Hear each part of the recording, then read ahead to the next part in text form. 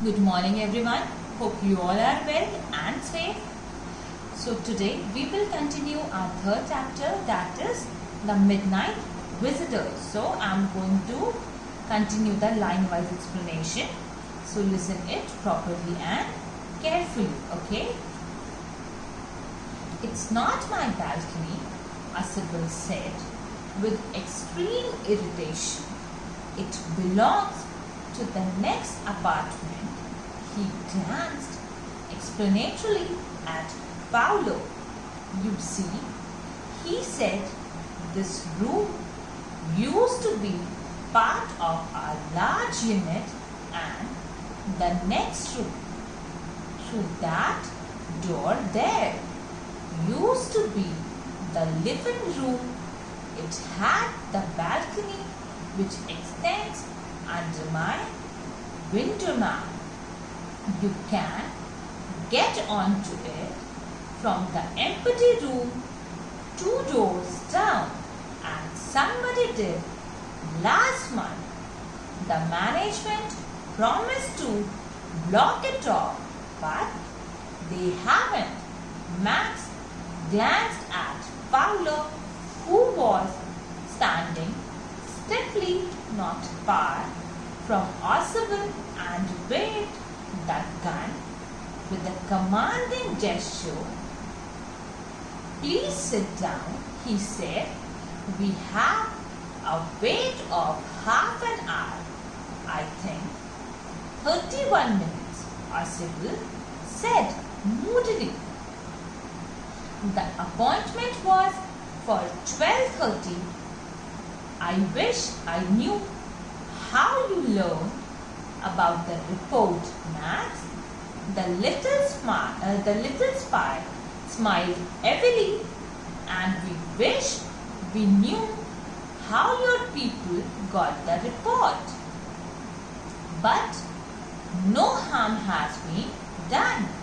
It will get it back tonight. What is that? Who's at the door? Fowler jumped at the sudden knocking at the door. Oswald just smiled. That will be the police, he said. I thought that such an important paper as the one we are waiting for should have a little extra protection. I told them to check on me to make sure everything was all right. Glance means take a brief or in a hurried look. Explanatory, serving to explain. Stiffly, in a manner that is not relaxed or friendly. Waved, move to and fro with a swaying motion while remaining fixed to one point. Commanding, having a position of authority. Gesture, a movement of part of the body. Ability, morally wrong or bad. Here, Oswald continued that it was not his balcony through which people had tried coming in, but was of the next apartment.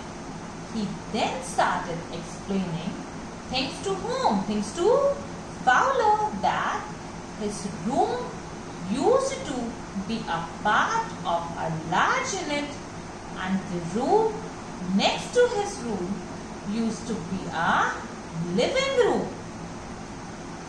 Then he said that it had the balcony that came till the window of his room.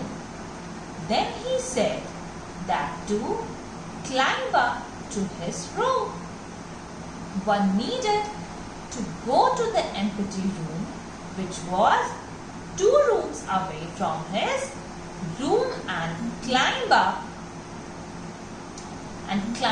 the balcony. Then he said that somebody did climb up the balcony last month as well. Who was saying all this? Asibel was saying all this. He also told Fowler that the management told him, or the management assured him, that they would surely get it blocked, but they still hadn't done so. Max looked at Fowler, who was standing near Asibel. Max asked Fowler to sit down as there was still half an hour for the report, which was about to reach to Asibel. Asibel joked that it was not 30 minutes but it's 31 minutes that were left for the report to reach them. The report was supposed to come in around 12:30 at night. Asibel said that he wished he had known how Max had come to know about the report coming in. Max smiled wickedly and said that he also wished to know how Asibel and his team had got the report. He added that nothing had happened to the report because he would take it from Asibel straight to his team. Then suddenly a knock is heard on the door and Max panics. Fowler is also scared by the knock on the door. Asibel replied to Max's question about who was on the door that it must be the police because he had asked them to check on him after some time as he thought that the report he was about to receive was important and definitely required extra attention. He had asked the police to check on him after every some time to ensure that everything was alright. Max bit his lip nervously. The knocking was repeated. "What will you do now, Max?" Asibel asked. "If I don't answer the door, they will enter anyway. The door is unlocked and they will not hesitate to shoot." Max's face was black with the anger and he backed swiftly towards the window. He swung a leg over the sill. "Send them away," he warned. "I will wait on the balcony. Send them away or I will shoot and take my chances." The knocking at the door became louder and a voice was raised. Mr. Asibel, keeping his body twisted so that his gun still covered the fat man and his guest. The man at the window grasped the frame with his free hand to support himself.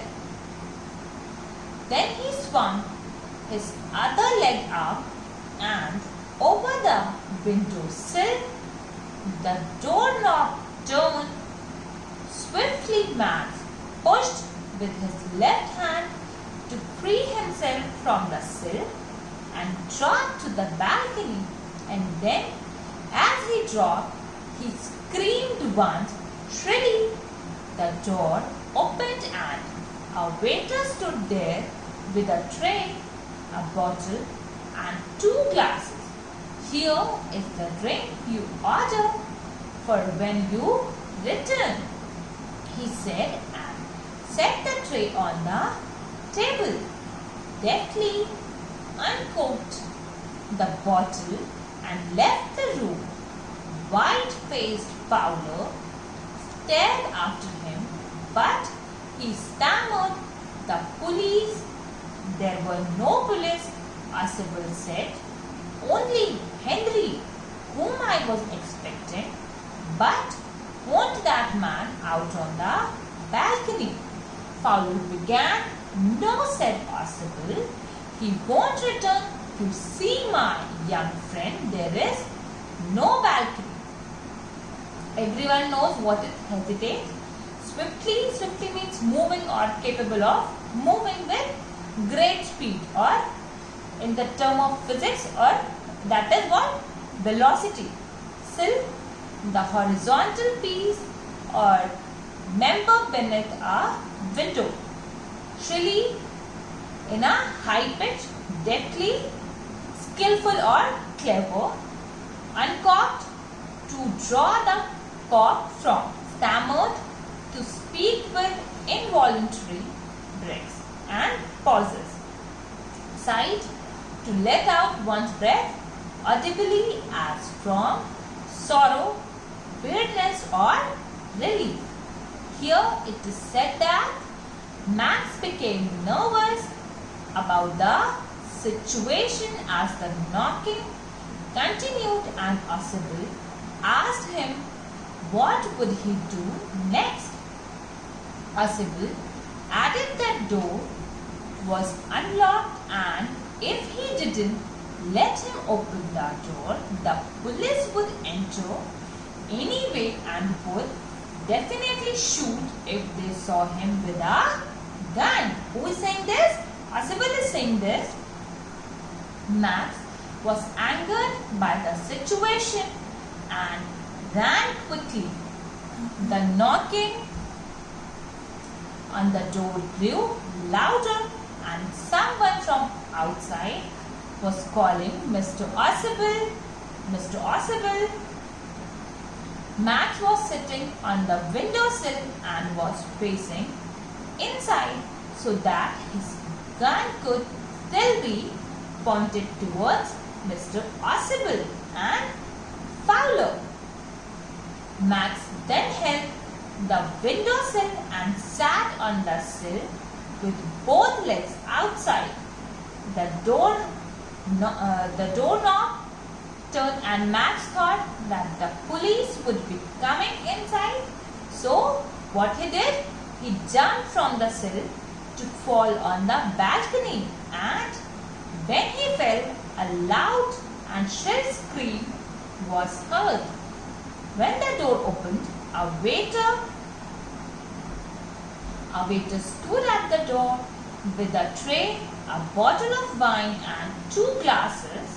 He came in and kept everything on the table and said that it was the bottle that Archibald had ordered for. He opened the cork of the bottle skillfully and left. Fowler didn't understand what had happened and stammered that where was the police, to which Archibald replied to him that there was no police and that he knew that it was Henry. Henry was who? Henry was the waiter, and he was expecting him only. Then again Archibald asked about the man outside the window, to which Archibald replied that he would never come back as there was no balcony and that Max had fallen on the ground from the top floor of the building. Like this, we had completed our chapter. So on the next class, I will provide you character sketch of the chapter and summary. And what is the homework for you? The homework for you is that you have to find out the answers of the questions which were between the chapter. Till then, stay home, stay safe and keep learning.